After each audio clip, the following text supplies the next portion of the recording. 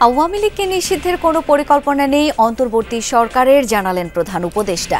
হত্যা ও মানবতা বিরোধী অপরাধের জন্য বিচার হবে দলটির নেতাদের। গণহত্যায় জড়িত দলটি নিষিদ্ধের দাবিতে মধ্যরাতে ঢাকা বিশ্ববিদ্যালয়ে বিক্ষোভ, বিশেষ জায়গা থেকে ছাত্র নেতাদের চাপ দেওয়ার অভিযোগ সমন্বয়ক হাসনাতের। কেরানীগঞ্জের সুভাজ্জা ইউপি চেয়ারম্যানকে পুলিশের সোপর্দ, পালিয়ে যাবার প্রস্তুতি নিচ্ছিলেন সাবেক বিদ্যুৎ প্রতিমন্ত্রীর ঘনিষ্ঠ সহযোগী। বিদ্যুৎ সরবরাহে বিঘ্ন ঘটায় শুক্রবার মধ্যরাত পর্যন্ত বন্ধ থাকবে লন্ডনের হিথ্রো এয়ারপোর্ট। যাত্রীদের নিরাপত্তায় এমন পদক্ষেপ, বলছে কর্তৃপক্ষ।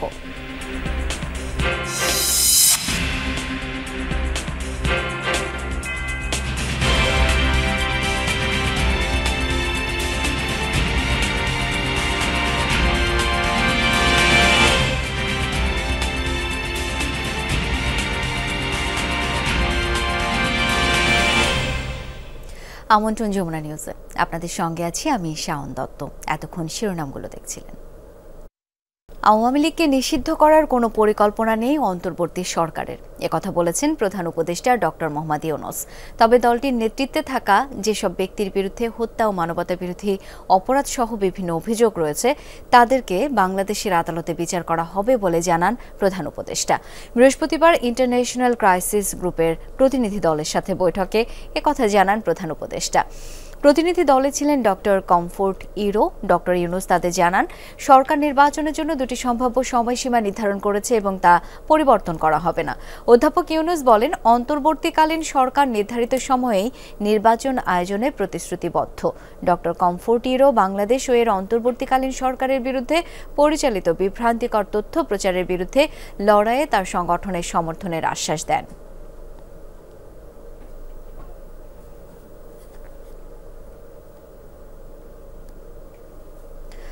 আওয়ামী লীগকে নিষিদ্ধ করার দাবিতে মধ্যরাতে ঢাকা বিশ্ববিদ্যালয়ে বিক্ষোভ মিছিল করেছে একদল শিক্ষার্থী।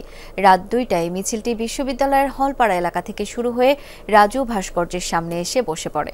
এ সময় আগুন জ্বালিয়ে আওয়ামী লীগ বিরোধী বিভিন্ন স্লোগান দেন তারা।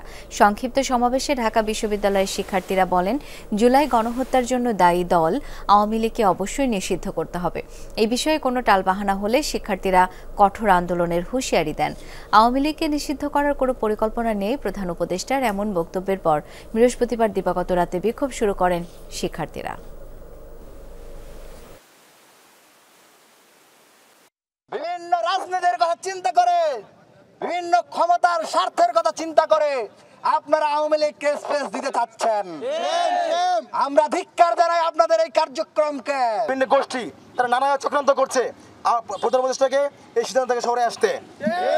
আমরা ছাত্র জনতা মাঠে থাকা পর্যন্ত যদি কোনোভাবে আমাদের প্রধান উপদেষ্টার চাপ প্রয়োগ করার মাধ্যমে এমন সিদ্ধান্ত নিতে বাধ্য করা হয় যে সিদ্ধান্ত আমাদের শহীদদের রক্তের সাথে বেইমানি করা শামিল, সেই সিদ্ধান্ত আমরা কোনোদিন মেনে নেব না।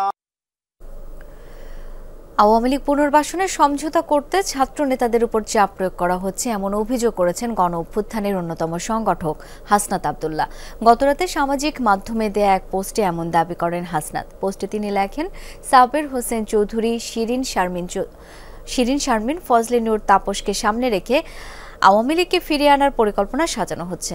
গত 11 মার্চ দুপুর 2:30টার দিকে তিনি সহ আরও দুজনের কাছে বিশেষ একটি জায়গা থেকে এই পরিকল্পনা উপস্থাপন করা হয়। আসন সমঝোতার বিনিময়ে প্রস্তাব মেনে নিতে বলা হয়। জানানো হয়, ইতিমধ্যে একাধিক রাজনৈতিক দলকেও এই প্রস্তাব দেওয়া হয়েছে। তারা শর্ত সাপেক্ষে আওয়ামী লীগ পুনর্বাসনে রাজি হয়েছে।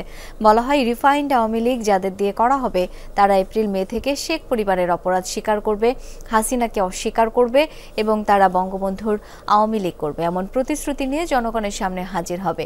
হাসনাত বলেন, আওয়ামী লীগকে ফেরাতে হলে লাশের উপর দিয়ে ফেরাতে হবে, পুনর্বাসন নয়।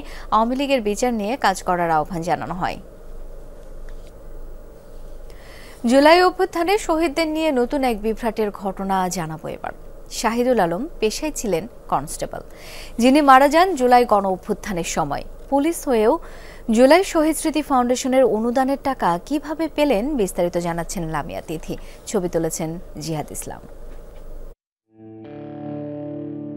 জুলাই অভ্যুত্থানে শহীদদের রক্তের উপর দাঁড়িয়ে বাংলাদেশ 2.0, তাদের তালিকাটাও বেশ দীর্ঘ। 8 মাস অতিক্রমের পর নবম মাসে এসে এখন অনেকে আহত বা শহীদদের তালিকায় নাম লেখানোর চেষ্টা করছে।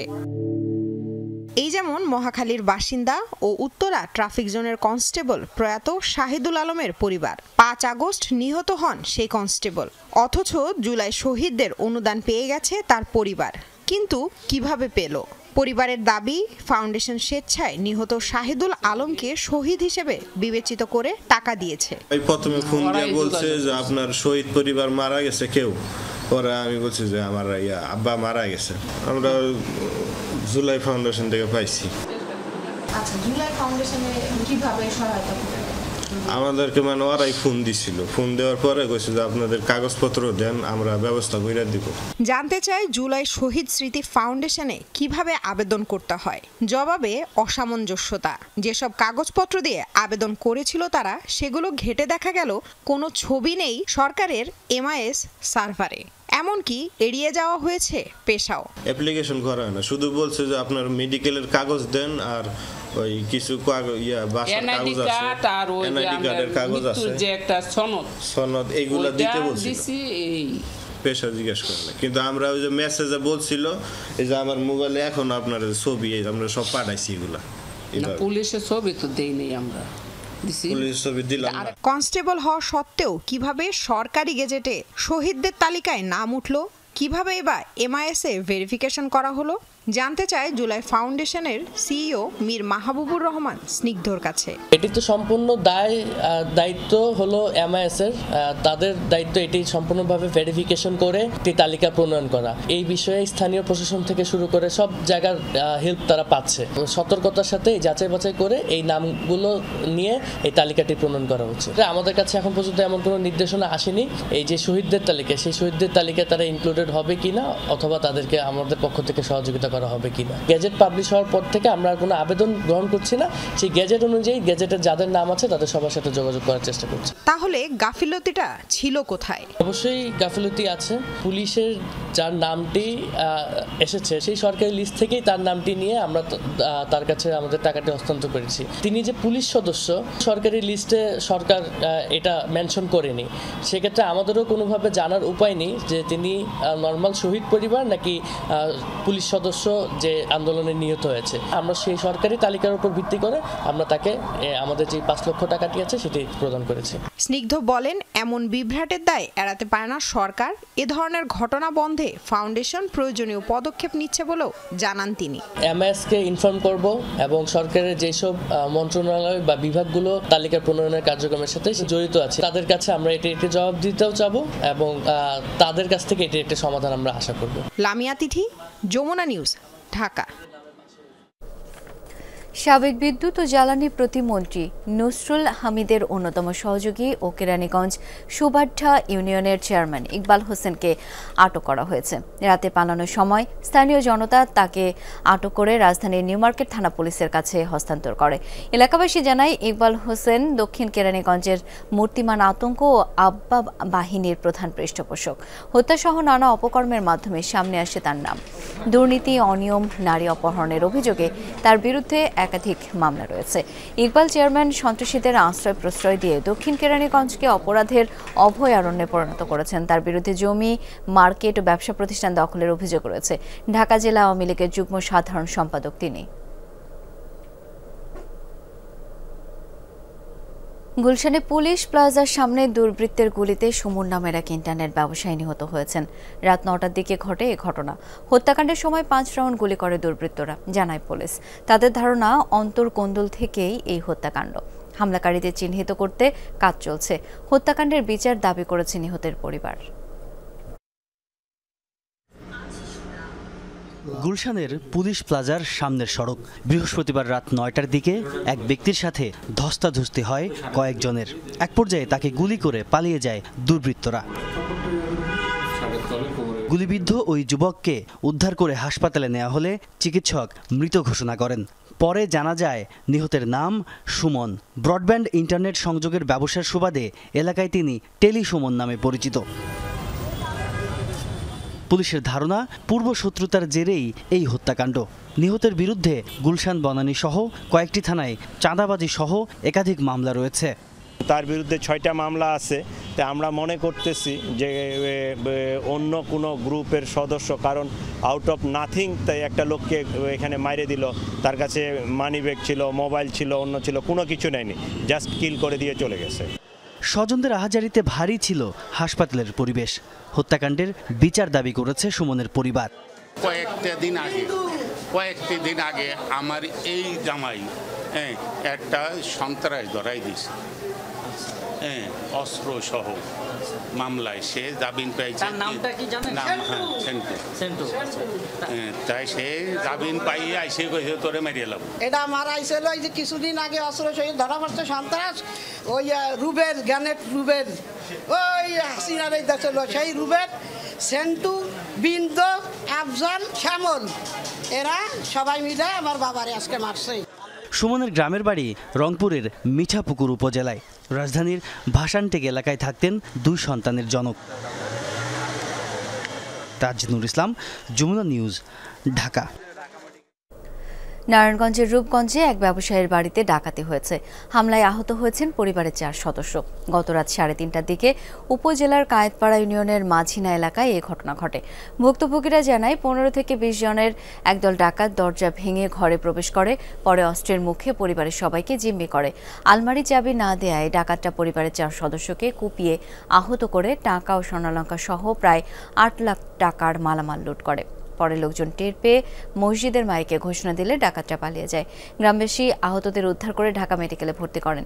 পুলিশ জানায় 999-এ ডাকাতির খবর পেয়ে পুলিশ পাঠানো হয় ঘটনাস্থলে। মামলা দায়েরের প্রস্তুতি চলছে।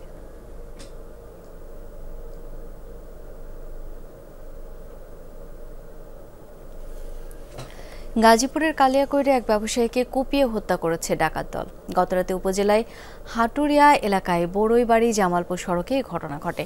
পুলিশ জানায় গাবচালা এলাকার সজীব হোসেন ও রয়েল মিয়া মাটি সরবরাহের ব্যবসা করতেন। গতরাত 8টার দিকে ব্যবসায়িক কাজে মোটরসাইকেলে হাটুরিয়া চালাবাজারে যাচ্ছিলেন তারা।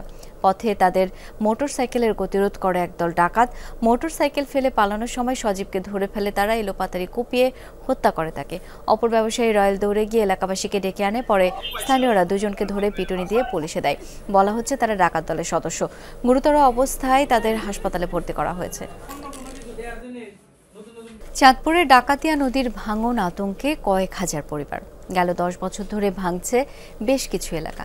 কোথাও কোথাও জরুরি কাজ করা হলেও ভাঙন রোধে স্থায়ী সমাধান চায় স্থানীয়রা। পানি উন্নয়ন বোর্ড বলছে 124 কোটি টাকার প্রকল্প প্রস্তাবনা দেওয়া হয়েছে। চাঁদপুর পৌরসভার 12 নম্বর ওয়ার্ডের উত্তর গুণরাজদি এলাকা। বছরের বিভিন্ন সময়ে ডাকাতিয়া নদীর ভাঙনে বিলীন হচ্ছে কৃষি জমি, বসত ভিটাসহ বিভিন্ন স্থাপনা। এতে আতঙ্ক বাড়ছে নদী তীরবর্তী বাসিন্দাদের মাঝে। সহায় সম্বল হারিয়ে নিঃস্ব গুণরাজদি, ইসলামপুর, রঘুনাথপুর সহ পৌরসভা ও সদরের 15টি এলাকার নদীপাড়ের মানুষ। ঝুঁকিতে রয়েছে তীরবর্তী এলাকার সরকারি বেসরকারি অসংখ্য স্থাপনাও। বাড়ি করছি, অনেক টাকা কিস্তি উড়িয়া দেনা ফেনা কইরা, এখন যেন হঠাৎ করে এইভাবে যে নদীর পার ভাঙতে আছে, আমাদের তো এখন থাকার কোনো উপায় নাই। থাকার মতন কোনো জায়গাও নাই, বাসাও নাই, কিছুই নাই। সরকারে আমাকে এটা দ্রুত ভাঙতে যাক বর্ষার আগে। এটা আমরা চাই যে অতি তাড়াতাড়ি টেন্ডার হয়ে এই জায়গাটা একটু কিছু দিয়া বস্তা রাস্তা দিয়া আটকে দেয়, তাহলে আমরা বাঁচবো আর কি। পানি উন্নয়ন বোর্ডের নির্বাহী প্রকৌশলী জানান, স্থায়ীভাবে ভাঙন রোধে একটি ডিপিপি প্রস্তাবনা সংশ্লিষ্ট দফতরে পাঠানো হয়েছে। কাজ শুরু হলে ভাঙন প্রতিরোধের আশা তার। কুমিল্লা এবং চাঁদপুর জেলায় ডাকাতিয়া নদী পুনর্খনন শীর্ষক একটি প্রকল্প আমরা প্রণয়ন করে পানি সম্পদ মন্ত্রণালয়ে দাখিল করেছি। এই প্রকল্পের আওতায় আমাদের প্রায় 13টি স্পটে স্থায়ী প্রতিরক্ষা কাজের পরিকল্পনা রয়েছে। ভাঙন ঠেকাতে স্থায়ী প্রকল্পের মাধ্যমে ব্যবস্থা নেওয়ার দাবি স্থানীয়দের। কাদের পলাশ, যমুনা নিউজ, চাঁদপুর।